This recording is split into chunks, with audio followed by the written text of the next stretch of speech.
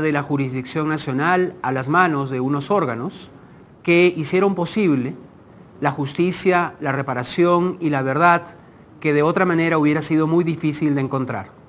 Esos órganos son la Comisión y la Corte Interamericanas de Derechos Humanos.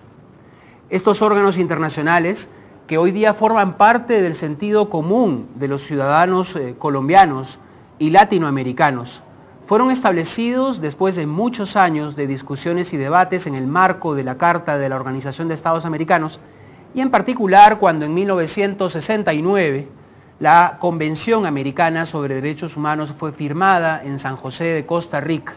Actualmente casi todos los estados del continente son parte de esta convención y muchos han ratificado la competencia contenciosa de la Comisión y de la Corte Interamericana de Derechos Humanos.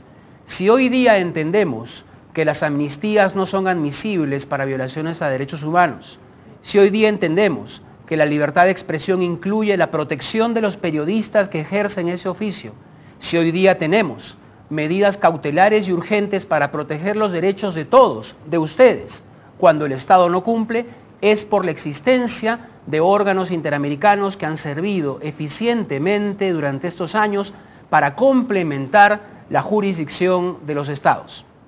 Hoy, todo eso está en riesgo. La Organización de Estados Americanos ha venido desarrollando un debate para reformar la forma y el modo en que la Comisión y la Corte Interamericanas de Derechos Humanos defienden derechos humanos.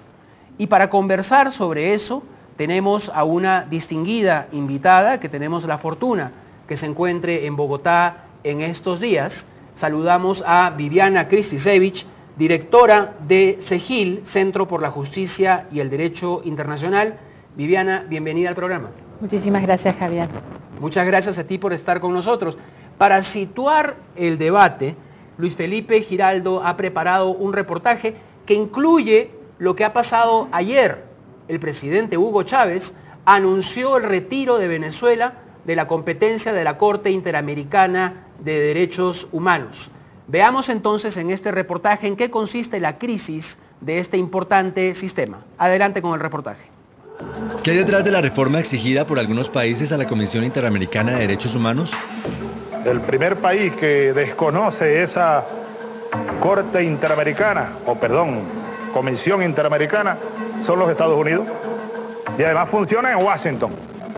¿Por qué el presidente Hugo Chávez anunció el retiro oficial de Venezuela de la Corte Interamericana? Por dignidad. Y la acusamos ante el mundo de ser indigna de llevar ese nombre de derechos humanos, imagínate, apoyando el terrorismo. ¿Cuál es la posición de Colombia sobre el futuro de este organismo? Colombia ha atacado a la Comisión Interamericana porque considera injusto estar en lo que algunos denominan la lista negra y que en realidad es un informe en el cual se destaca la situación de derechos humanos más grave de cada uno de los, la situación de los países donde es más grave la situación de derechos humanos. ¿Hasta dónde los anuncios de reforma de la Comisión en la pasada Asamblea de la OEA en Cochabamba, Bolivia, buscan mejorar la operatividad de este organismo y no debilitarlo? Desde mi punto de vista, claramente sería un retroceso porque implicaría que la Comisión Interamericana no realizaría un diagnóstico fiel, completo, exhaustivo de la situación de derechos humanos de cada uno de los países porque no tiene los recursos para hacerlo y dejaría de lado las situaciones más críticas de países como Colombia.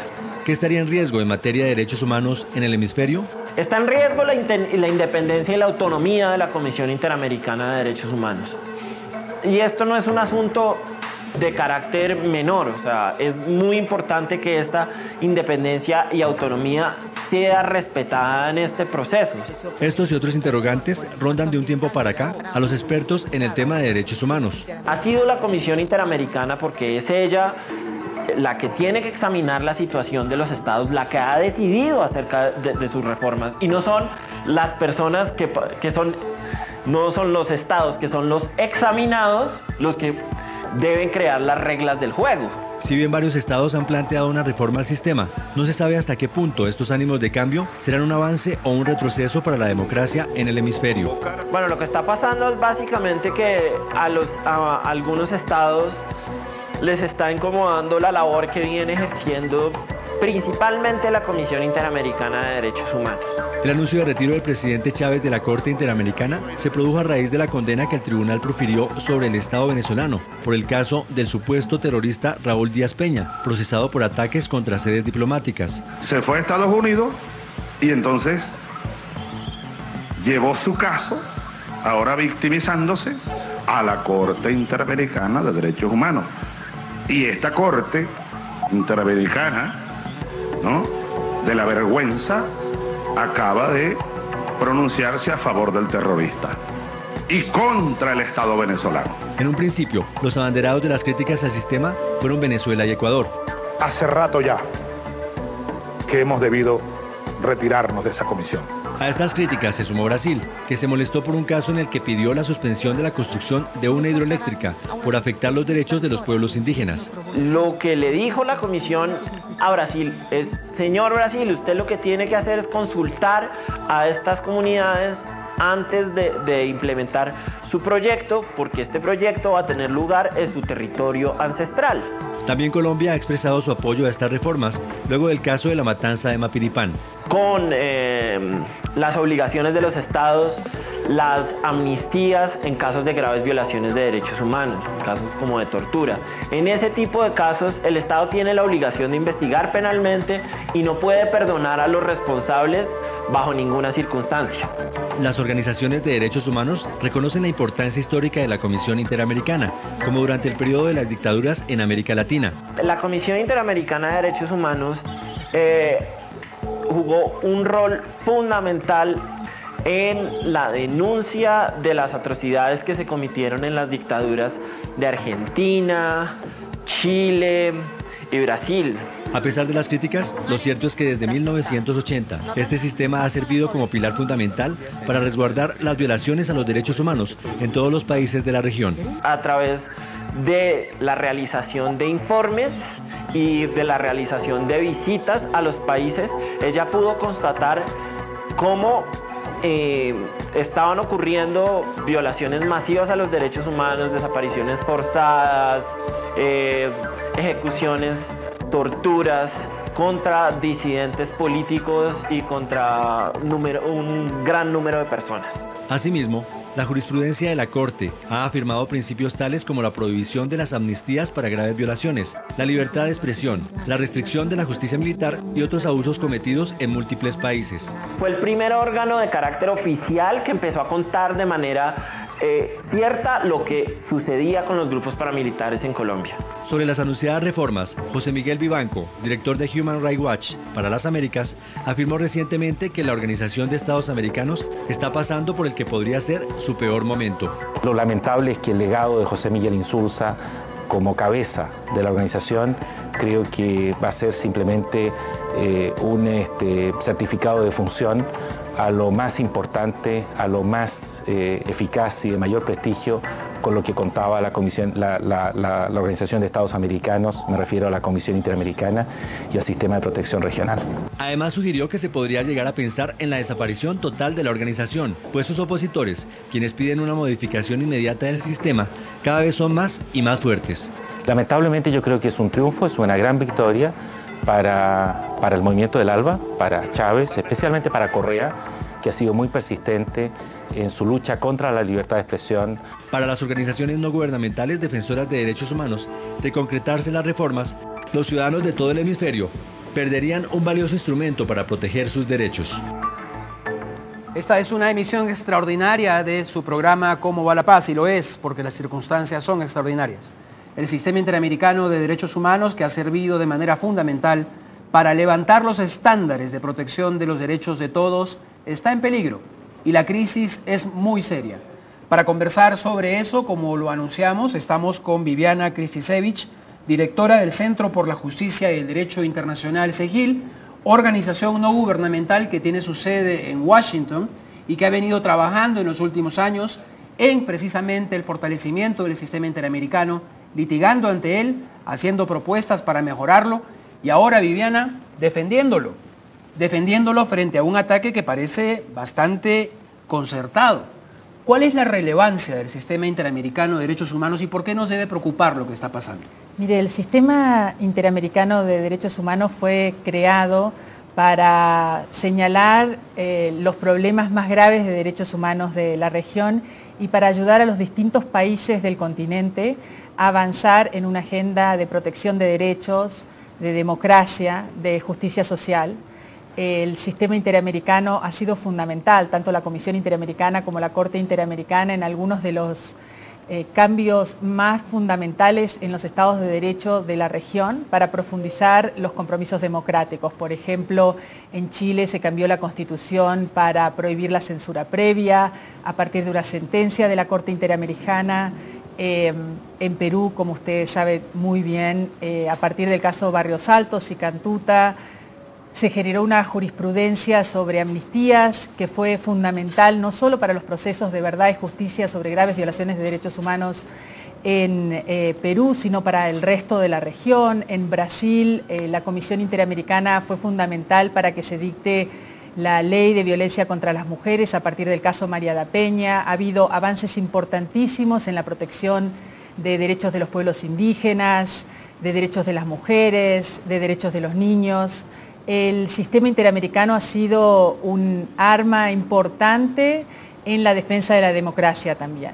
Por ejemplo, frente al golpe en Honduras, hace 3 años la Comisión Interamericana fue fundamental en la defensa de la democracia y en el establecimiento del récord de violaciones de derechos humanos que se dieron a partir de ese golpe y de las crisis de derechos humanos que lo sucedió.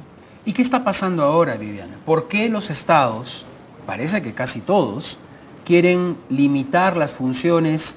¿Nos puedes explicar un poco? Primero hablemos de las razones, del contexto político, para luego quizás analizar cuáles son esas reformas que pondrían en peligro la eficacia del sistema. ¿Qué está pasando?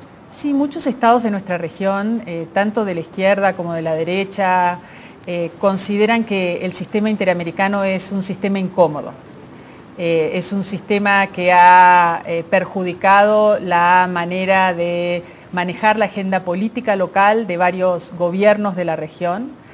En el afán de proteger derechos, la Comisión y la Corte Interamericana han sentado a partir de una serie de casos jurisprudencia y han forzado algunas medidas en protecciones de derechos, tanto con los derechos de las mujeres, de pueblos indígenas, con temas que incluyen políticas de seguridad que no han sido siempre vistas con los mejores ojos por varias democracias de la región. Y estas democracias consideran que existe una serie de instituciones en la región, en los distintos países de la región, que son lo suficientemente maduras y garantistas, aunque imperfectas, para generar los modelos de protección que son necesarios para la ciudadanía del continente. Creo que esto no es así, claramente. Europa tiene una Corte Europea.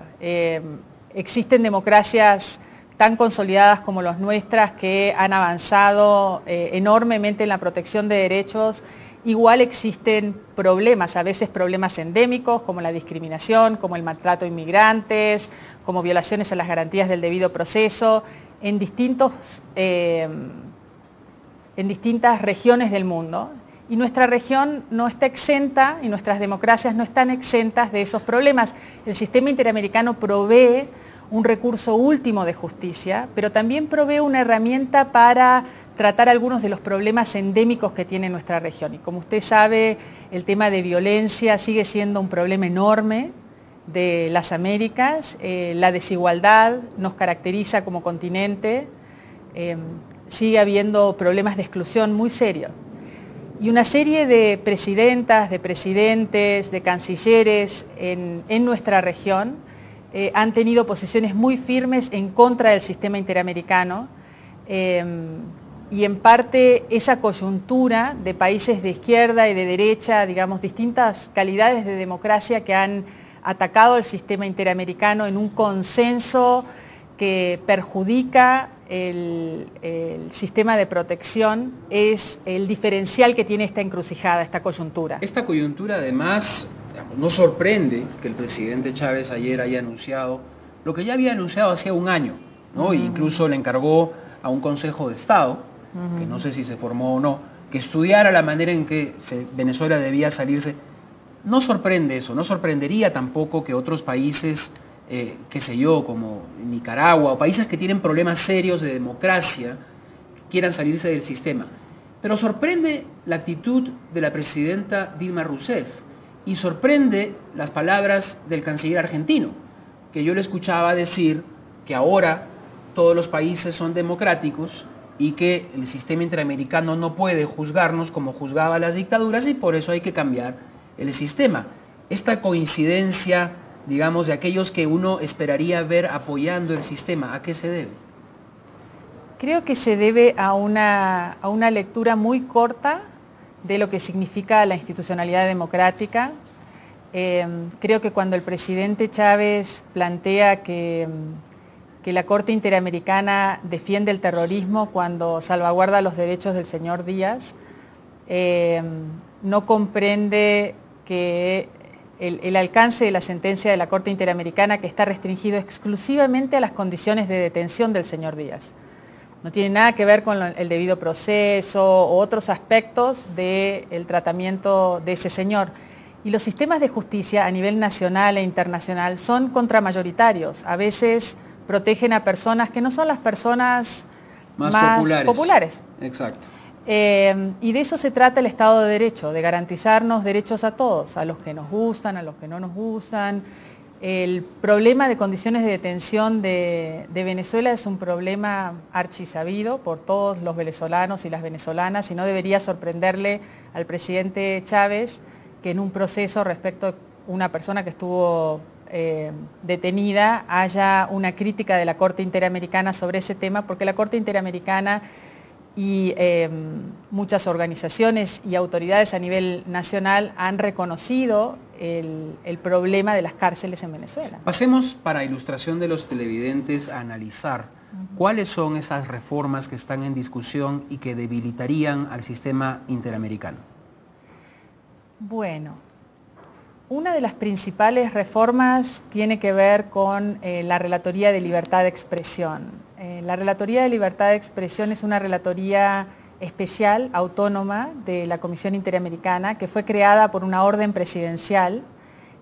Los presidentes reunidos en la Cumbre de las Américas en Chile, a finales de los 90, deciden que querían tener un relator, una relatora de libertad de expresión.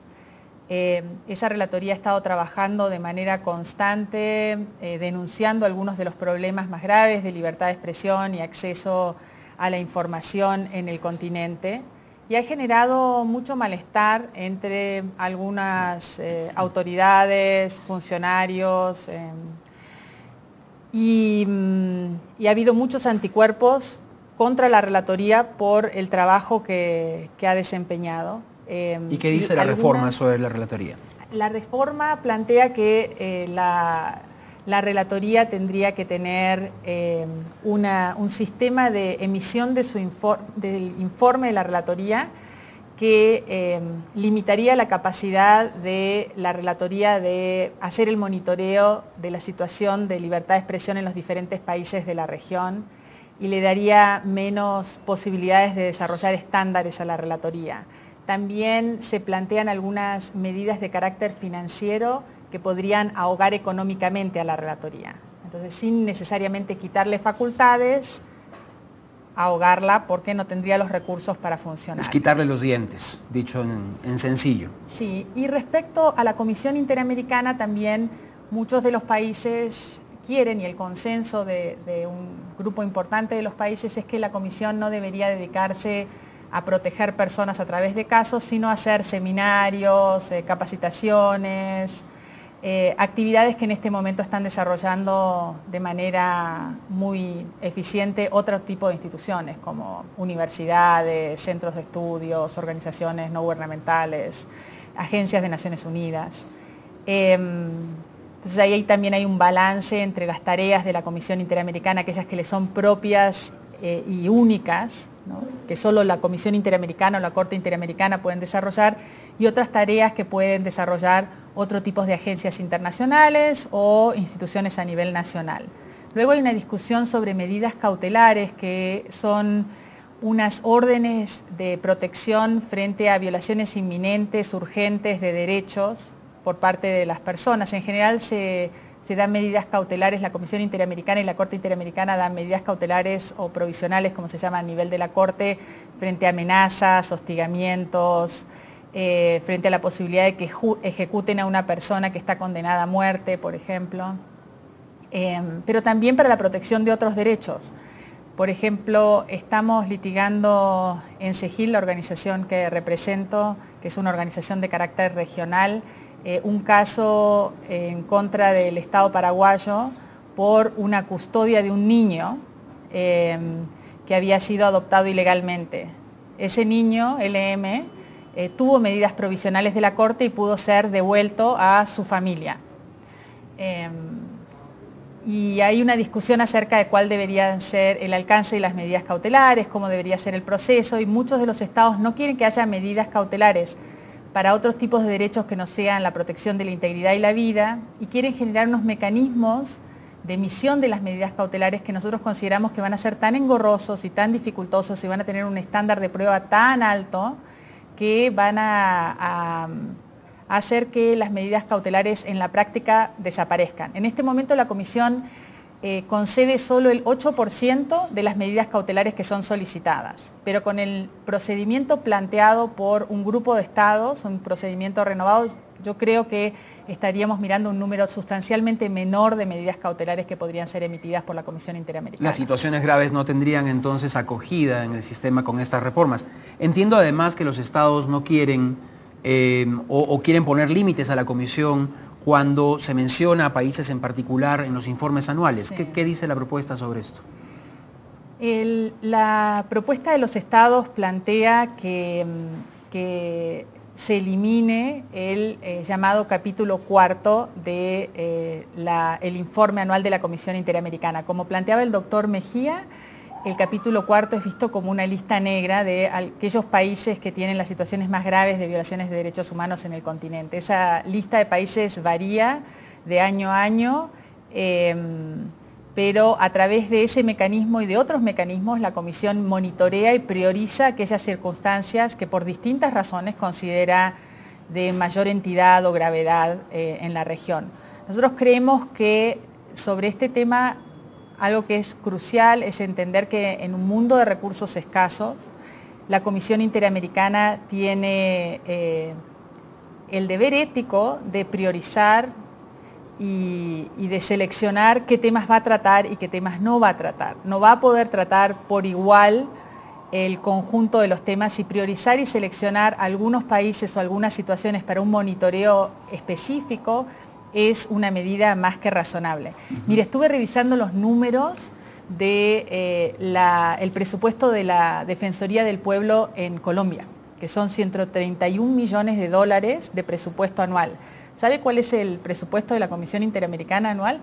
9 millones de dólares. 9 millones de dólares. Pero cuéntanos de esos 9 millones, ¿cuántos pone la OEA y cuántos pone la cooperación internacional? 4,5 millones pone la OEA. Solo el 50% sí, del presupuesto de la Comisión lo paga la OEA. Es menos del 50% del presupuesto de la Comisión y es el 55% del presupuesto de la Corte. Una realidad muy compleja. Viviana, vamos a ir a una pausa para luego regresar con ustedes y conversar con 3 panelistas expertos colombianos que nos ayudarán a entender el impacto de lo que Viviana nos está contando en Colombia y también en algunos temas como la defensa y promoción de la libertad de expresión. Regresamos después de la pausa.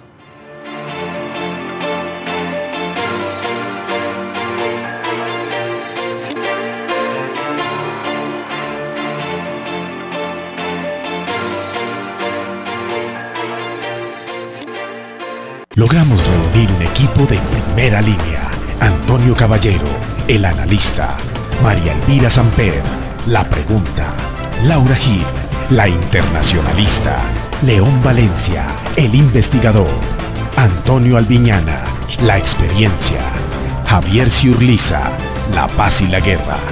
Porque el análisis de los acontecimientos de Bogotá, el país y el mundo necesitan de un gran equipo. Véalo solo aquí, en Canal Capital, televisión más humana. Vivimos nuestra sexualidad con amor y respeto. Nosotros decidimos con responsabilidad. Nosotros decidimos informarnos. Vivimos con compromiso nuestro proyecto de vida. Nosotros decidimos con valentía. Vivimos nuestra sexualidad a conciencia. Con responsabilidad y respeto. ¿Y tú? Infórmate, entra a www.procuraduría.gov.co.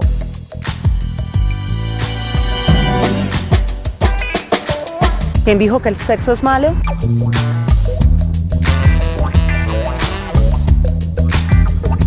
Aquí no comemos cuento. Tampoco creemos en las fantasías animadas del ayer y del hoy.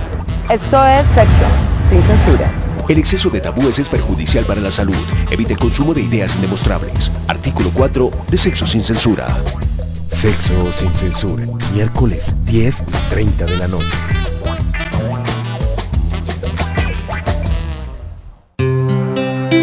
Usted está viendo Canal Capital. Televisión más humana.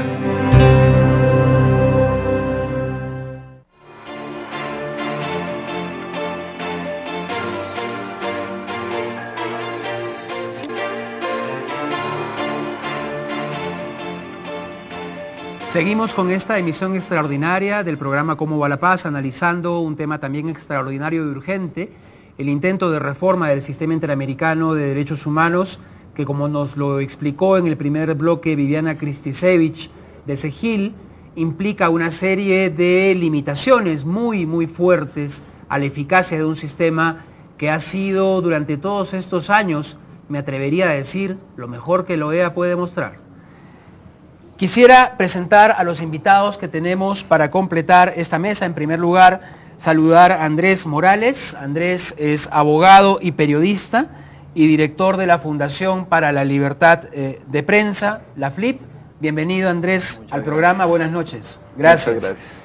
También presentar a ustedes a alguien que ya ha estado en nuestro programa, Marco Romero, director de la Consultoría para los Derechos Humanos y el Desplazamiento CODES. Marco, gracias. Gracias por tu invitación. Y finalmente al abogado Rafael Barrios Mendívil, coordinador de litigio internacional del colectivo de abogados José Alvear Restrepo. Rafael, bienvenido y buenas noches. Muchas gracias. Con ustedes tres y también con Viviana, vamos a hablar sobre estos temas que el reportaje y la entrevista con Viviana han introducido de manera general. Y quisiera empezar preguntándole a Andrés Morales sobre el específico tema de la Relatoría para la Libertad de Expresión y la limitación que, si todo esto prospera, implicaría para la labor de Catalina Botero, colombiana, que es la relatora para la libertad de expresión. ¿Cómo ven ustedes en la FLIP este proceso? ¿Qué amenazas, qué riesgos hay? Bueno, este tema hay que analizarlo y verlo desde un contexto de lo que ha sido la relatoría y el trabajo que ha hecho.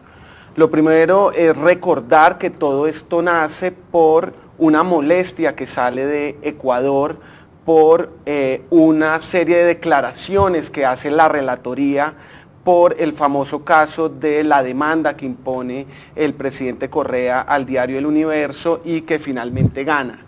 En este caso la relatoría hizo un seguimiento muy especial y significó una serie de acusaciones y declaraciones del presidente Correa muy fuertes.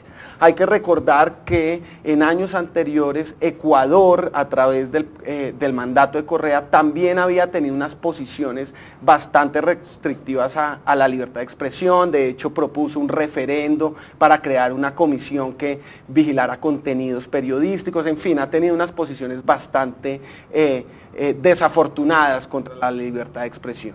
Y por eso Ecuador aprovecha para incluir dentro de este paquete de reformas unas que prevean modificar el funcionamiento de las relatorías. Es bueno recordar que la relatoría de libertad de expresión es considerada una relatoría especial, y la ha considerado una relatoría especial porque el sistema interamericano ha entendido que la libertad de expresión es uno de los pilares fundamentales de la democracia. En ese sentido, las reformas han buscado disminuir el financiamiento que tiene hoy la relatoría. El financiamiento hoy principalmente proviene de la Unión Europea o de países externos al sistema interamericano. Busca establecerle un código de conducta al funcionamiento de las relatorías y quitarle la potestad que actualmente tiene de hacer un informe detallado donde analiza la situación de cada país. En estos momentos la relatoría, hay que recordar que ha sido fundamental para resaltar la situación de libertad de expresión. Recordemos solo dos casos. En el caso colombiano, la Relatoría para la Libertad de Expresión fue uno de los principales actores a nivel internacional que llamó la atención sobre lo que estaba sucediendo con las chuzadas del DAS a periodistas. Ese papel fue fundamental. O miremos el caso mexicano. Con esta ola de violencia que ha habido en México, la relatoría ha sido una de las instancias que le ha recomendado a México tomar medidas de protección para periodistas. Hoy es el momento que, gracias a esas recomendaciones, México está empezando a avanzar a tomar algunas medidas de protección que esperemos ojalá sean efectivas. Y quizás por eso Catalina Botero y la relatoría se han convertido en uno de los objetivos principales de esta reforma. Hablando específicamente de Colombia, Rafael Barrios, tú eres el coordinador de litigio internacional del colectivo de abogados José Álvarez Restrepo, que es una de las organizaciones que más experiencia ha acumulado en litigar ante el sistema. Entonces nos puedes hablar desde adentro, como litigante, cuál es el efecto que el sistema ha tenido sobre Colombia, los beneficios que trajo, y cuáles los riesgos de esta reforma. En cuanto a los beneficios, hay una gran cantidad de beneficiarios del sistema, de familiares, de víctimas, de las propias víctimas, a quien el sistema, a través de sus mecanismos de sistema de casos, de sistema de medidas cautelares, ampara a comunidades indígenas, afrodescendientes, por ejemplo, de la Sierra Nevada de Santa Marta, el pueblo Cancuamo, el pueblo Huigua, en la zona de Urabá, en el Chocó, están las comunidades afrodescendientes, la comunidad de San José, de Apartadó, Jigua y, por ejemplo, en el Cauca están el pueblo Nasa. Tanto la SIN como el CRIC tienen medidas de protección. Entonces... Medidas cautelares, estas que se quieren recortar ahora. Estas que se quieren recortar ahora, porque para algunos gobiernos esta es una piedra en el zapato. Pero también hay otros beneficiarios, defensoras y defensores de derechos humanos, comunicadores, periodistas, sindicalistas, en fin, mucha gente se ha apropiado de este mecanismo, que es un mecanismo de defensa para ellos. Y como tiene un impacto al interior del gobierno, del Estado, que tiene que implementar esos casos, que tiene que hacerle seguimiento a las decisiones de la Corte, eso le molesta a algunas personas del Estado colombiano. ¿Y cuál ha sido la actitud del gobierno colombiano frente a las reformas? Pues yo no lo he visto de los más vociferantes, como sí es el caso de Chávez y de Correa. ¿En qué posición está el gobierno de Colombia? Bueno, el gobierno de Colombia va con nadadito de perro, es decir, está aprovechándose del río revuelto. Tira la piedra y esconde la mano, está en el sí, pero no. Y en el caso, por ejemplo, Mapiripán, con el tema de las víctimas que realmente no lo son, amenazó con convocar al Consejo de Ministros de la OEA, viene amenazando igualmente de que la Comisión y la Corte abusan de estos mecanismos de sistemas de casos y de medidas, y no le gusta, abiertamente no le gusta el tema de las medidas cautelares, no le gusta la implementación de las medidas, que es un problema interno en Colombia. No le gusta el capítulo 4 porque no quiere estar señalado, ¿no? Y quiere que ese capítulo se modifique y que todos los estados estén en tapándose con la misma cobija. Ahora, a nadie le gusta, Rafael, que lo mencionen y la avergüencen, ¿no? Name and shame, como se dice en inglés. Yo quería preguntarle a Marco, ¿cómo evalúas tú el impacto del sistema interamericano en casos concretos y en particular en la materia que ustedes siguen, que es el desplazamiento y la atención a víctimas en Colombia? Muy bien, yo quisiera, para que la opinión pública tenga una mayor comprensión de lo que significa el sistema interamericano, decir que hay distintos tipos de instrumentos internacionales de protección y los instrumentos internacionales de protección tienen sentido cuando hay niveles elevadísimos de impunidad. Por ejemplo, en Colombia la fiscal Vivian Morales reconoció ante la Corte Constitucional que la impunidad frente al delito del desplazamiento forzado ha bajado del 100 al 98%. Entonces realmente cuando tienes una situación como esa, se necesita apelar a instrumentos internacionales, ya sea que puedan enjuiciar personas como la Corte Penal Internacional o la Convención Americana de Derechos Humanos, que es una convención que no impuso el movimiento de derechos humanos, sino que firmaron los estados. Es decir, lo que la CIDH y la Corte Interamericana evalúa es un acuerdo y un compromiso de los estados, que han firmado una declaración y unos compromisos de derechos que ahora no parecen tener mucho entusiasmo en defender. Entonces realmente ese es el punto de fondo, requerimos que haya mecanismos internacionales de protección porque el Estado colombiano no tiene la capacidad, ya sea porque el conflicto no le permite, ha desbordado al Estado, entonces hay amenazas todos los días. Nosotros, por ejemplo, tenemos medidas cautelares de la Comisión Interamericana. Como defensores de derechos humanos. Como defensores de derechos humanos, y esto implica que el Estado colombiano disponga esquemas de seguridad. Probablemente sin esas medidas de protección no estaríamos en este debate, porque en Colombia no solo se amenaza, sino que se asesina todo el tiempo a quienes tienen una labor consistente de defensa de derechos humanos. Entonces creo que ese es el primer elemento que hay que tener en cuenta. Se necesitan instrumentos de protección internacional. Ahora, los gobiernos latinoamericanos han dicho, digamos Venezuela, Ecuador, que se puede reemplazar este sistema por uno latinoamericano. Esa es una buena idea, un buen propósito, pero que no sabemos cuándo va a tener lugar en la realidad. Lo que se llama el CELAC, la Comunidad de Estados Latinoamericanos que sí, hay varios intentos de integración, el UNASUR, y han dicho, bueno, que tengan no está mal que esas expresiones de integración tengan su sistema de derechos humanos, pero no han logrado ni siquiera un sistema de articulación comercial en toda la región, menos un sistema de derechos humanos, y ahí de por medio una jurisprudencia y unos avances muy importantes del sistema interamericano. Estamos llegando a una paradoja, y es que la acusación de los latinoamericanos a Estados Unidos y Canadá es que no están en la convención.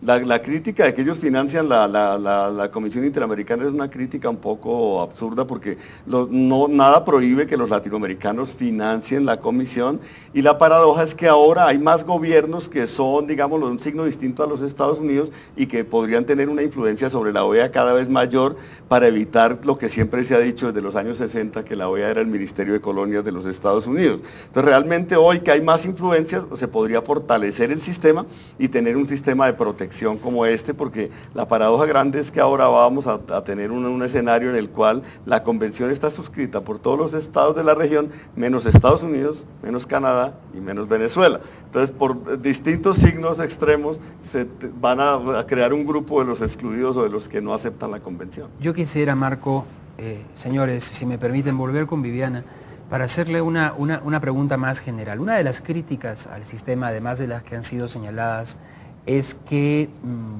al interferir en decisiones internas viola la soberanía e incluso mediante medidas cautelares o casos no da la oportunidad a los estados. Los estados dicen, no me dan tiempo para arreglar los problemas. Nosotros tenemos la intención de llegar a un proceso judicial, o respete usted los plazos judiciales antes de abrir los casos. Y eso ha sido una crítica en todas partes, en América Central, en Guatemala, por ejemplo. Cuéntanos un poco de ese ambiente. Sí, en realidad el sistema interamericano, como planteaba Marco Romero, es un sistema internacional que entiende que tiene que ser un sistema subsidiario. Es un sistema que solo actúa cuando los estados no resuelven algunos de los problemas más graves de protección de derechos humanos, y todo el alambicado institucional, normativo, procedimental está diseñado para darle muchas chances al Estado para que proteja. Sin embargo, porque todavía tenemos muchos problemas con la administración de justicia, pero también con las políticas públicas, con temas de igualdad, con temas de violencia. Siguen llegando muchísimos temas al sistema interamericano. A algunos países esto se le hace muy incómodo y hacen unas críticas muy duras acerca de los estándares que tiene el sistema interamericano para evaluar algunos temas, y creen que, por ejemplo, en cuestiones de paz y de desarrollo de procesos de desmovilización de grupos de distinto signo, le corresponde a las sociedades y a los gobiernos decidir cómo van a hacer estos procesos, y no debería necesariamente haber una intervención por parte de órganos de Naciones Unidas o del sistema interamericano estableciendo cuáles son algunos mínimos en derechos humanos. Y a esto lo llaman intervenciones en la soberanía de los países. Muy curioso en el caso del sistema interamericano, porque los países de la región son parte de la OEA voluntariamente y además ratifican la Convención Americana a través de actos del legislativo y del ejecutivo.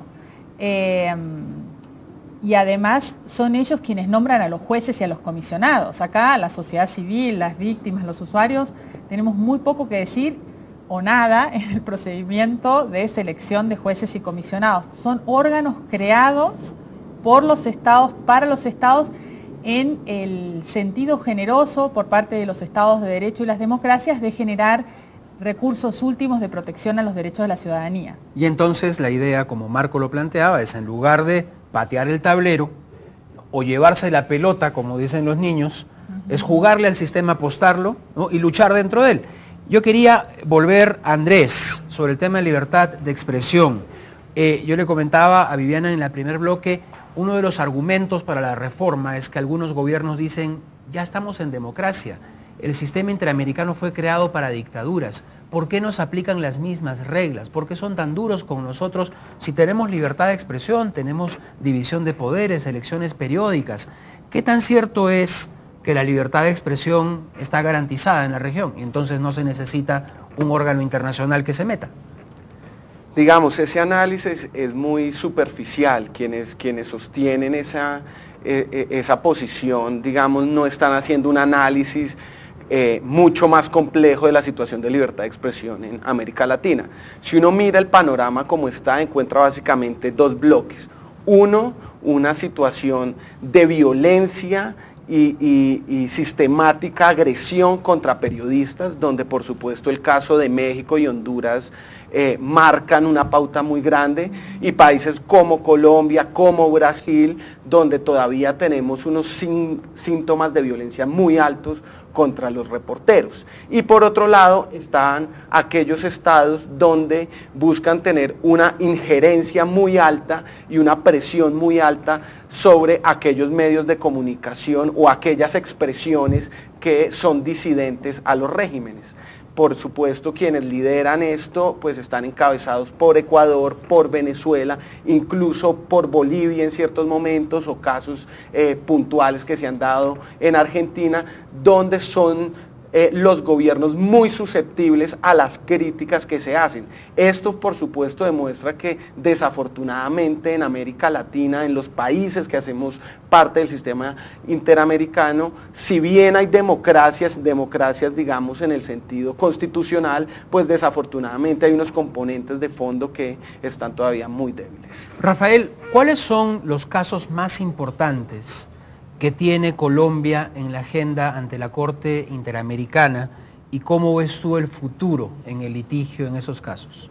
Bueno, actualmente se están litigando por parte del colectivo dos casos que son emblemáticos, que no pasan por el paramilitarismo en Colombia, que son la masacre de Santo Domingo y los hechos del Palacio de Justicia de noviembre de 1985, donde hay responsabilidades directas de la fuerza pública.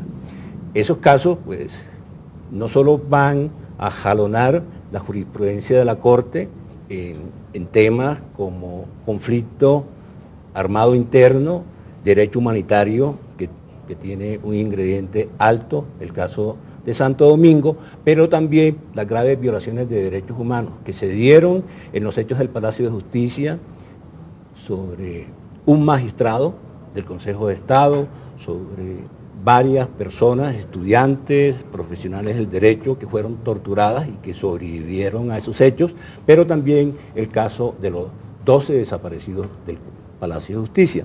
Entonces son casos que comprometen a cúpulas militares de la época, que tocan intereses de los militares y que en Colombia las sentencias que se han producido han ocasionado una reacción, no solo del alto gobierno, sino de la cúpula militar.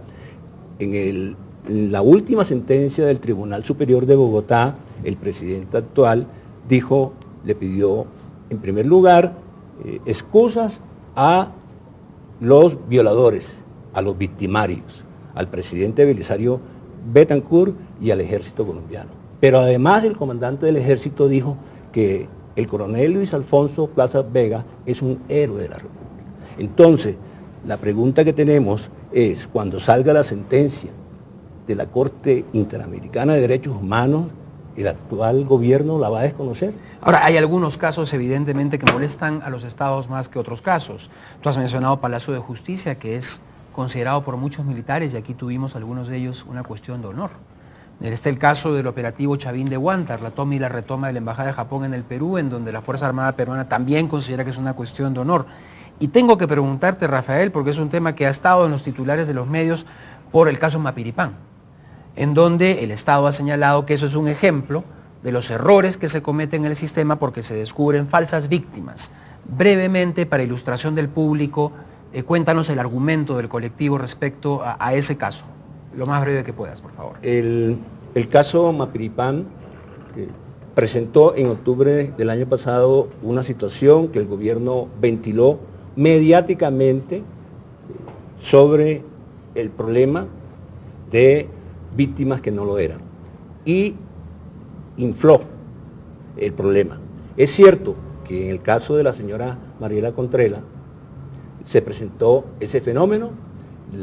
Hay que tener en cuenta que las decisiones de la Corte se basan a su vez en decisiones internas de organismos judiciales colombianos, se basan en el reconocimiento de responsabilidad del Estado colombiano sobre las víctimas y presentar el problema, agrandarlo, sin que se tuviera en cuenta el mecanismo natural que es la Corte Interamericana, pues ocasionó ese boom publicitario en contra de las víctimas.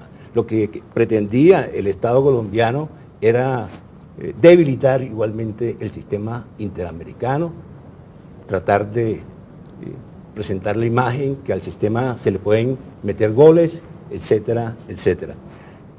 Hoy esa decisión está en poder de la Corte Interamericana de Derechos Humanos.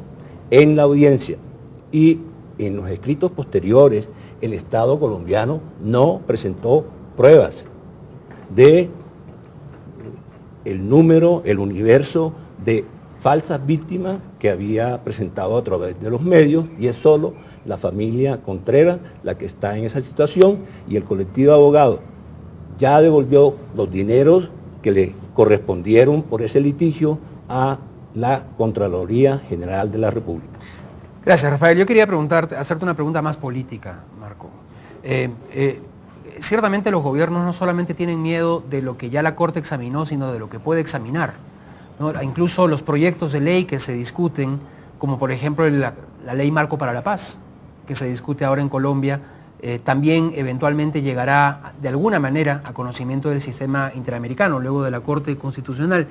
¿Cómo ves tú el tema político, ¿no? Porque los estados dicen, bueno, la Corte nos está maniatando en todo, tenemos que ser casi vírgenes, no podemos, en el caso de Colombia, negociar la paz, porque no se puede hacer casi nada. ¿Cómo ves tú ese argumento? Ese es un falso argumento, porque en muchos países donde se ha negociado la paz o se ha hecho transiciones de dictaduras a democracias, se ha venido desarrollando todo un cuerpo teórico y práctico que denominamos por regla general la justicia transicional.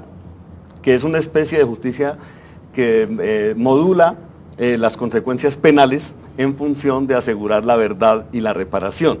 Por ejemplo, es más importante tener a Mancuso en Colombia y a todos estos señores diciendo quiénes financiaron el paramilitarismo, quiénes eran los 8 del comité que ordenaban los magnicidios, que tenerlo en Estados Unidos condenado a 100 años por narcotráfico o cosas de esa naturaleza.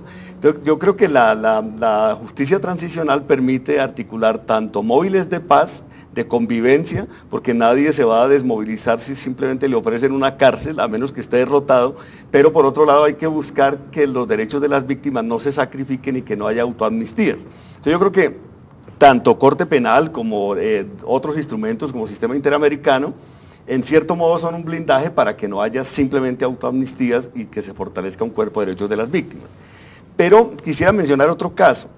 En toda América Latina se está desarrollando ahora una economía extractiva, minerías masivamente en todos los territorios y hay pueblos indígenas y afrodescendientes que están en esos territorios que en el pasado eran considerados periferias, fueron lanzados a las periferias de todos los territorios en una lógica de exclusión sistemática, de discriminación estructural y ahora pues llegan estas economías globalizadas a esos territorios con el argumento de que el subsuelo es del Estado y de la nación, que es el caso por ejemplo ahora la hidroeléctrica de Brasil o casos Colombia, Ecuador y hay que decirlo claramente, ni la derecha ni la izquierda ha tenido un respeto sistemático de los derechos de los pueblos. Entonces ahora cuando vienen sistemas como el del sistema interamericano a proteger derechos de diversidad cultural, derechos al territorio, derechos a tener lenguas propias, derechos a que estos pueblos no se extingan, vamos a tener reacciones tanto de izquierda como de derecha contra esta pretensión de proteger y creo que hay que reconocer eso. Yo vi al mismo presidente Chávez alguna vez en televisión,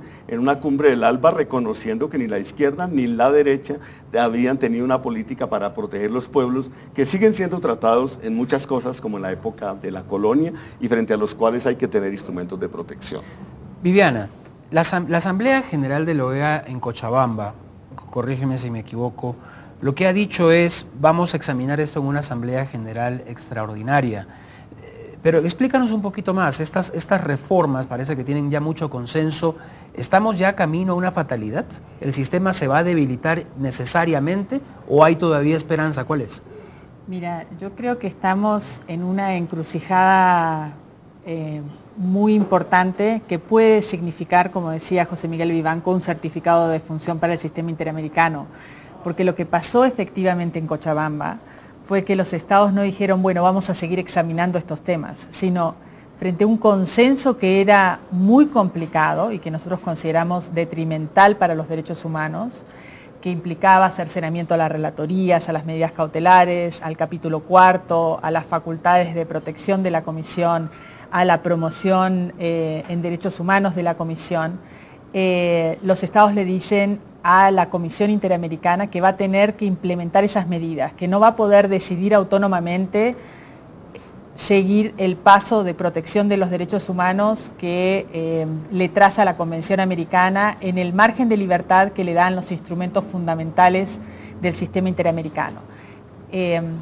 Si esto ocurre como plantea la resolución de la Asamblea General en Cochabamba, esto es gravísimo.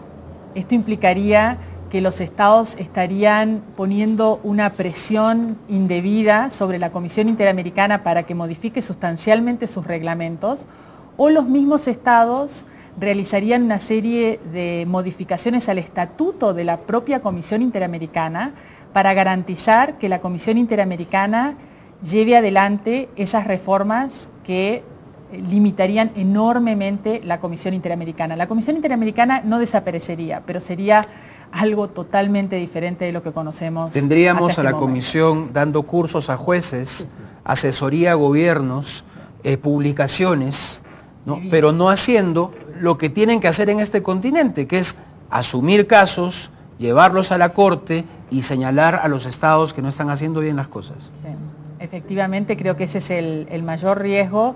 Creo que el curso está trazado, pero que todavía hay chances de revertirlo. Y esas chances de revertirlo dependen también de la posición del gobierno colombiano, y por eso es tan importante este programa, creo, porque el gobierno colombiano ha sido funcional a la agenda de un grupo de países que tienen posiciones que son muy complicadas sobre el sistema interamericano. Por una parte, el gobierno colombiano plantea que apoya la libertad de expresión y la relatoría y que son grandes defensores de los derechos humanos y del Estado democrático de derecho, pero luego aceptan un consenso en el que se cercenan las capacidades de la relatoría y libertad de expresión y se limitan de manera sustancial algunas de las herramientas fundamentales de promoción y protección de la Comisión Interamericana. Entonces, creo que hay una tarea muy importante que cumplir en el país para transparentar la discusión acerca de cuáles van a ser las posiciones que tiene el gobierno a nombre del Estado. Creo que es muy importante también lo que ocurre en distintos estados de la región y el proceso que se dé en el marco de la propia Organización de Estados Americanos. Y es por eso que nosotros nos comunicamos ayer con el doctor Fernando Carrillo, director de la Agencia Nacional de Defensa del Estado, creo que es el nombre, o Defensa Judicial del Estado. Hablamos con su jefe de prensa y está comprometido el doctor Carrillo para venir a conversar con nosotros y conocer de primera mano cuál es la posición del gobierno colombiano sobre el sistema. Está apoyando estas reformas que implicarían una disminución en la práctica de las labores de la Comisión y la Corte, está dispuesto a jugarse por un sistema cuyos remotos orígenes empezaron en 1948 en esta ciudad, en Bogotá, cuando la Declaración Americana sobre Derechos y Deberes del Hombre fue firmada en el mismo año del Bogotazo. Entonces vamos a tener al doctor Carrillo conversando muy pronto sobre esto. Yo quisiera agradecer a Viviana Krzyzewicz muy especialmente por habernos dado tiempo de su apretada agenda esta semana en Bogotá. Ella está volviendo a Washington y seguirá trabajando en estos temas.